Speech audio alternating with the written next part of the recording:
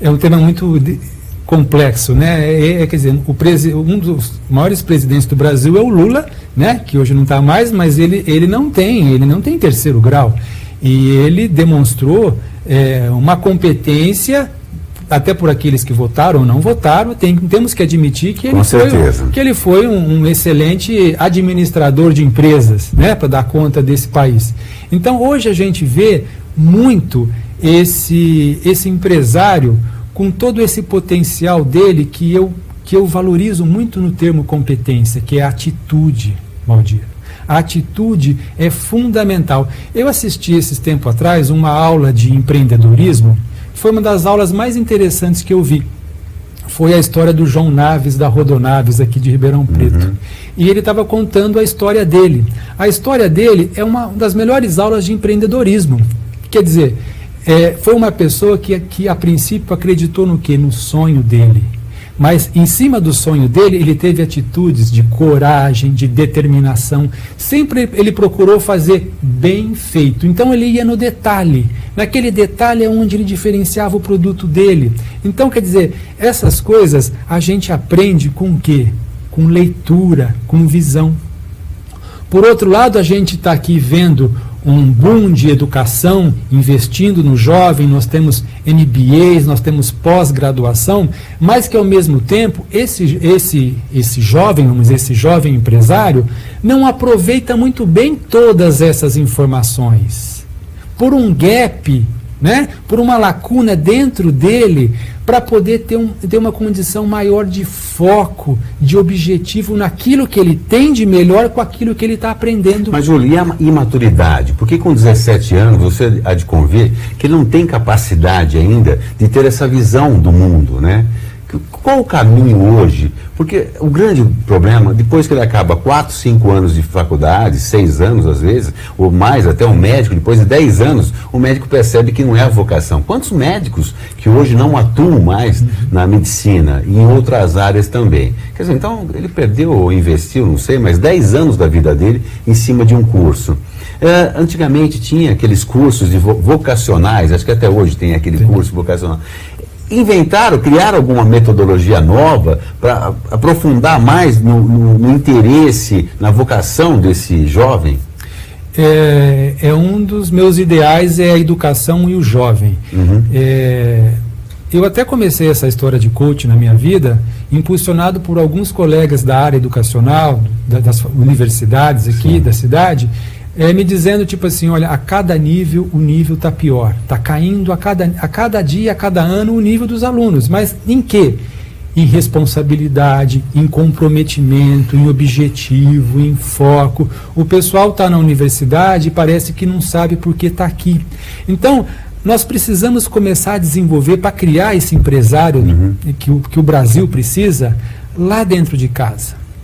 Nas escolas é importante nós levarmos para o jovem formação, não só informação, para que ele possa desenvolver o principal instrumento da competência que se chama atitude. Comprometimento é atitude, coragem lá do João Naves é atitude. Para quê? Para que esse jovem possa reciclar, agregar tanto a informação com a formação dele. Porque o curso que nós tomamos na nossa vida, muitas vezes, ele muda com o tempo, né? Eu mesmo, eu já tive ligado à família dentro de um ramo empresarial. Eu já trabalhei dentro de uma construtora, eu ergui uma construtora, foram 12 anos de muito sucesso dentro desse ramo. Dali, eu também estava paralelamente com a psicanálise, com a psicologia, hoje eu estou entrando numa outra área também, que possibilita, vamos dizer, não mudanças radicais. Mas a psicologia é focada no RH, focada no mundo empresarial. Mas que você vai se transformando. Eu acho assim, o ser humano ele é tão rico que ele nasceu com tantas vocações, com tantos potenciais, que eu conheço muitos médicos que são excelentes empresários. Não conheço empresários que são excelentes médicos, porque você tem que fazer o curso de medicina, né? Mas essa possibilidade do ser humano poder desenvolver os seus potenciais possibilita esse tráfego infinito de atuações. Júlio, isso tem muito a ver com empreendedorismo, certo? O empreendedorismo é a grande chave, né? A grande questão. Mas eu vou pedir só um minutinho para nós entrarmos com o intervalo e na volta eu quero falar mais sobre isso, ok? Ribeirão S.A. volta em 1 minuto.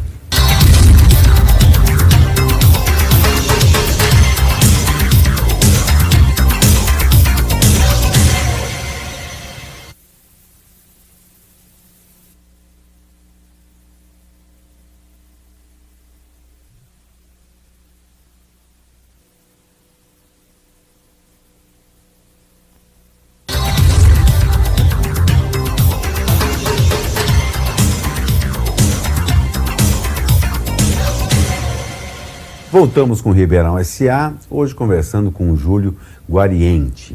Ele é um especialista em RH, que é o coach, que não é bem um especialista, como nós falamos no primeiro bloco, é uma função que ela é antiga, mas ela está muito presente hoje nos processos de crescimento das empresas. E nós comentamos no primeiro bloco a questão do empreendedorismo, quer dizer, a figura daquele ser humano que é empreendedor. O que depende? Como que você avalia um empreendedor? Eu vou pegar o empreendedor dentro daquele exemplo que eu te coloquei, de um personagem de Ribeirão Preto, que é o João Naves, que ilustra muito bem. Foi a melhor aula que eu tive de empreendedor. Só para explicar, o João Naves é um empresário aqui da cidade, ele tem uma transportadora, que é Rodonaves, né, aqui na Anhanguera, que ele começou com uma bicicleta, ele tem um orgulho muito grande, uma bicicleta normal, cargueira, aquelas bicicletas, e ele trabalhava aqui na rodoviária de Ribeirão Preto, fazendo pequenos trajetos, pequenos fretes. Depois ele foi para uma perua Kombi, hoje com certeza disparado, era o maior do interior do estado de São Paulo, talvez, um dos maiores do país, né?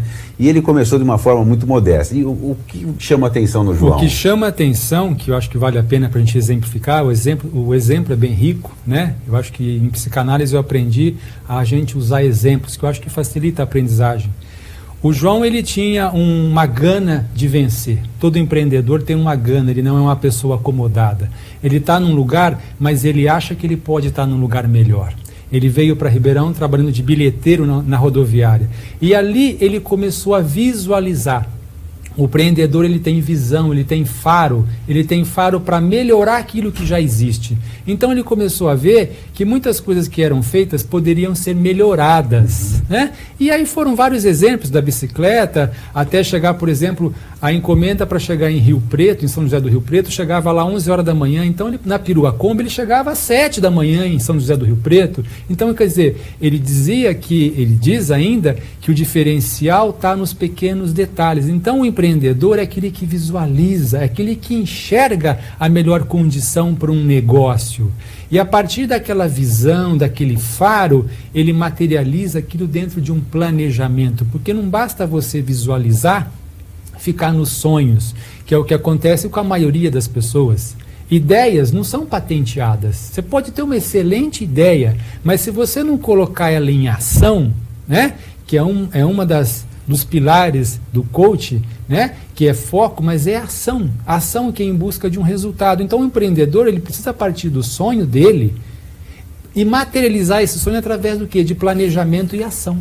Entendi. Aí ele consegue, com a ação, ele consegue quantificar o resultado.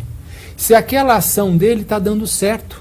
Porque o empreendedor, ele não acerta no alvo no primeiro tiro, embora ele sabe que é por ali. Então ele vai fazendo correções, ele vai afinando aqui, afinando ali para chegar.